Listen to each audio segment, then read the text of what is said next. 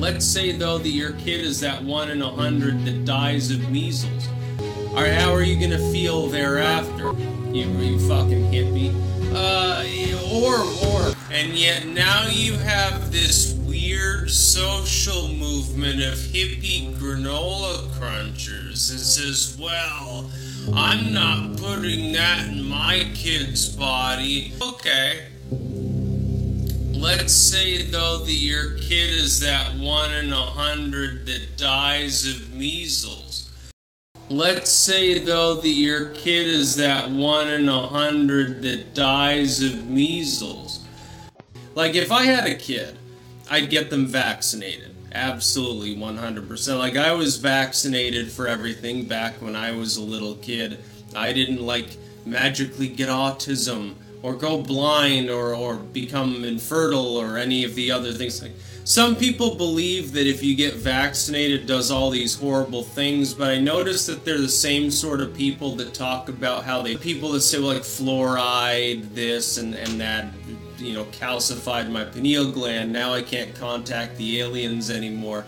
So strange things like that.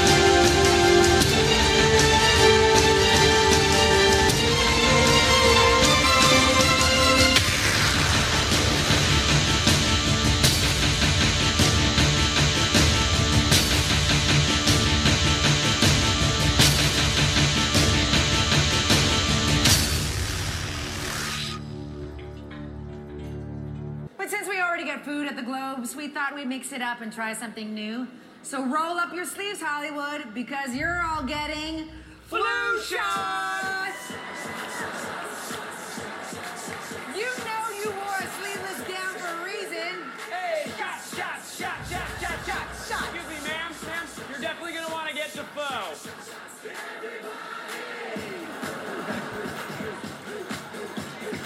Great. These nurses are all licensed professionals straight from the Rite Aid in Echo Park. And look, if you're an anti-vaxxer, just put a napkin over your head and we'll skip you.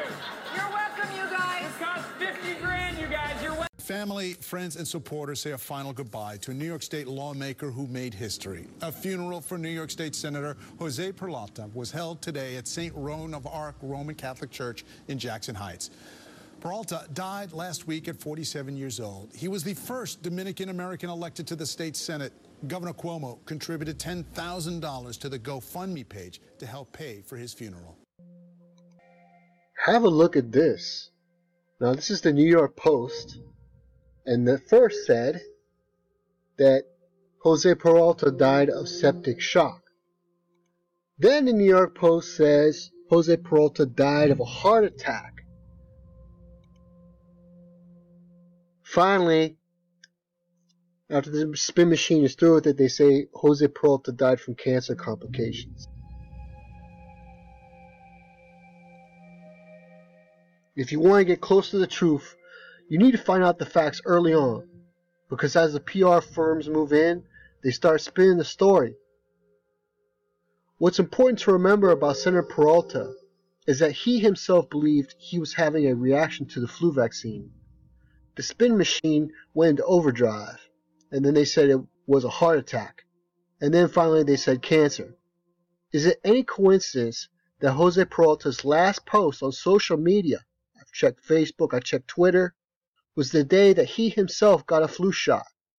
In a sick twist of irony, Peralta said the influenza vaccine can be the difference between life and death. In his case, the flu shot led to his own demise.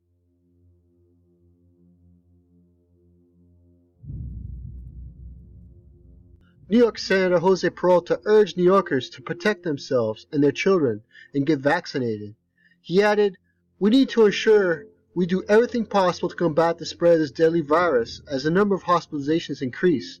The influenza vaccine can be the difference between life and death." Senator Peralta partnered with the NYC Health Hospitals of Elmhurst, where he later died, to sponsor free influenza vaccines in LaFranc City on November 17, 2018. Hospital Elmhurst and LaFranc City, management for making Saturday's flu clinic possible and providing potentially life-saving vaccines to the community. Peralta, 47, developed a fever. The following day, he became disoriented and had trouble breathing. He was taken to Elmhurst Hospital in Queens, New York, where he died that evening. "We really don't know what happened," said Peralta's wife, Evelyn Peralta. "He just took a turn for the worse." Mr. Peralta had told reporters that her husband had felt pressure behind his ears and headache for a week and had to go see a doctor. Now, when you get that pressure behind your head, that's been documented in vaccines, and actually your brain swells where it will actually crush your brainstem.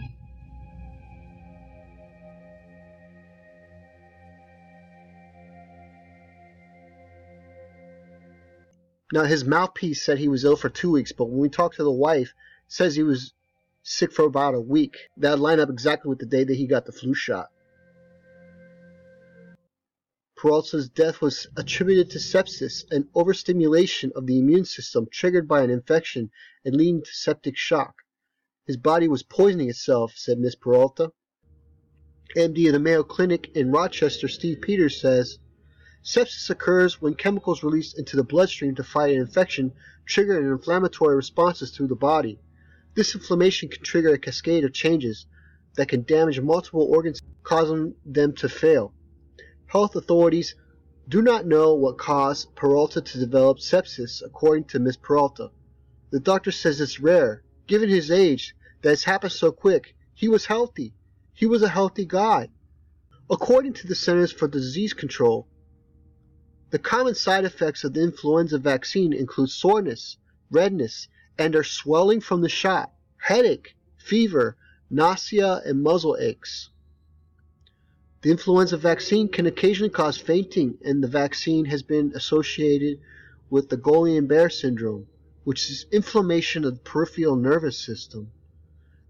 Additionally, the influenza vaccine can cause severe allergic reactions that may be fatal, including difficulty breathing, hoarseness or wheezing, swelling around the eyes or lips, hives, paleness, weakness, and fast heartbeat and dizziness.